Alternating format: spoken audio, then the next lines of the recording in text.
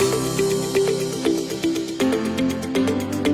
US-China relationship is going crazy these days, and on top of that, US government is banning WeChat and TikTok at the same time. Yes. What do you think is that? Why they would do them both at the same time? You have to understand AI. What is AI? Let's back that up for a moment, okay? Because if anybody's programmed before, you probably think of you write programs and the output of programs as data. Right. Okay? You can think of AI as the opposite of that. It's that if you have a whole bunch of data, a computer can write a program for you.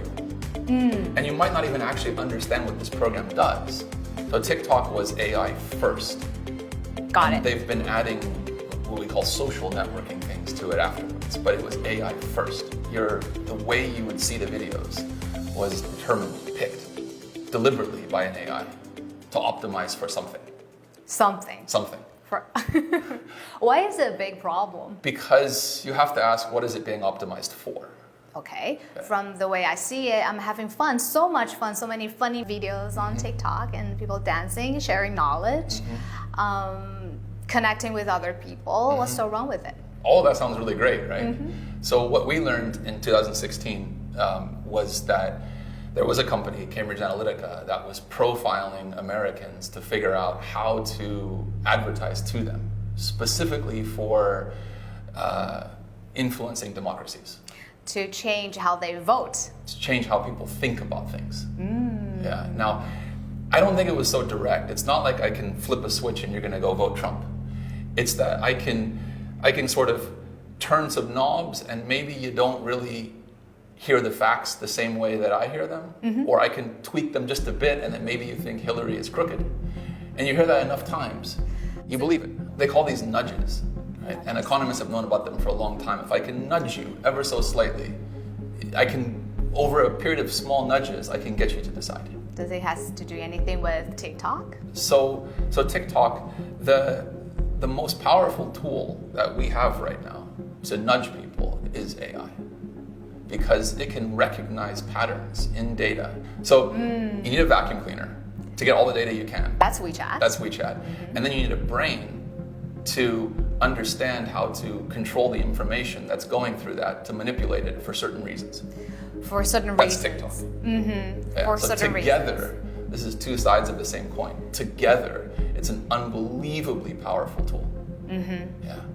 So when we talk about the banning, the executive order, we talk about the storage of the data, whether it's in the US or it's in Singapore or it's in overseas. So I heard of it, it's something more than that.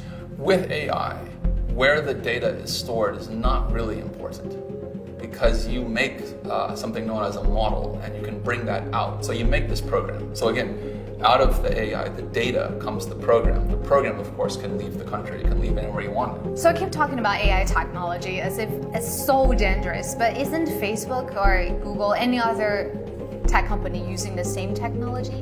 Back when the physicists discovered that you could unlock the atom, you could either make bombs that kill people, or you could make enough energy to power the world. Intention matters. Really matters. So you have to look at AI through the lens of what are its intentions. So it's different from US company and China company. Yes. And this difference actually really, really matters. So in America, a US company, okay, let's pick Facebook, okay, is being boycotted right now because they do not censor Trump. Okay?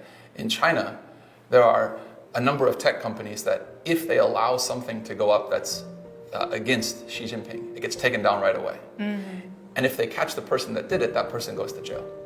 Okay? In America, not only if you can make fun of Trump, you're not going to go to jail, but you're going to become a celebrity on TikTok because they're going to boost it for you.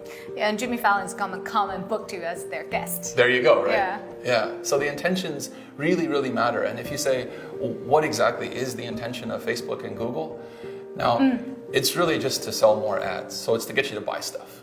So it's unfortunate that America has become such a consumerist, like consumer-driven society.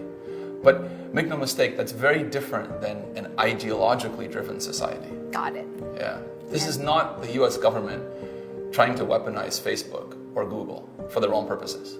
Companies using AI to sell products, governments using AI to promote whatever ideology they want to promote. Yeah.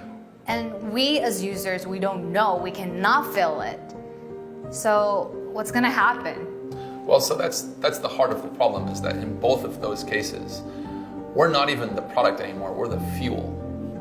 And so we have to first acknowledge that. And then we have to ask ourselves, okay, if we're making these AIs that are smarter, faster, stronger, whatever you want to say. Like, Definitely, pick yeah. your superlative, they're better than humans in every way, right? Now, we better think about what are our values and how do we embed these values into these AIs so that what these AIs are doing is improving us, making humans better. Because whether you're making a corporation better or making a government better, both of those I don't think end very well. Both of those I think self-terminate. But if we say, hey, how do we make people better? That's a future that can end well, I think.